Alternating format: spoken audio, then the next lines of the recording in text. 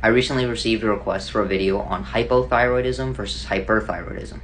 And this is a topic I've been studying for a while, and I've actually written a few different articles on the subject. And I decided I wanted to make a video on this, but I didn't want to leave any stones left unturned. So I hope to make this one of the most comprehensive and easiest to understand videos on the thyroid that you have ever seen. So that's the goal. This may end up being a multiple part series, but let's get into it. This video is going to talk about how the thyroid hormones are produced, and the next video will discuss the effects. Interestingly, thyroid production actually begins in the brain in a region referred to as the hypothalamus. In the hypothalamus, we produce a hormone called TRH, and there's a system of veins that connects the brain to our anterior pituitary. And anterior simply means it's closer to the front of the pituitary gland.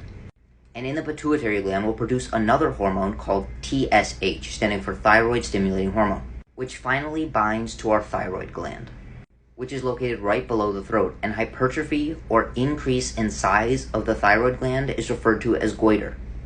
TSH stimulates the production of a protein called thyroglobulin and the uptake of iodine.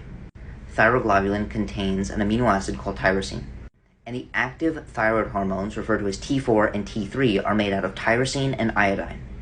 The 4 simply stands for the amount of iodines on the molecules. T4 has 4 iodines, whereas T3 has 3 iodines.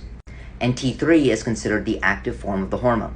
However, about 80% of the thyroid hormones produced by the thyroid gland are in the form of T4, and only about 20% is T3. However, when T4 enters into the target cells, it's simply converted into T3. So through a series of different steps, TSH stimulates the uptake of iodine and the production of T3 and T4. So one of the big first things that we see is that iodine and the amino acid tyrosine, which can also be made out of another amino acid called phenylalanine, are very important for thyroid production. So an adequate protein diet and iodine intake, which can come in the form of iodized salt, or the intake of seafood such as sea vegetables and sea animals. Then this T3 and T4 is released into the bloodstream, where it has an effect on multiple different cells, which we'll discuss in the next video.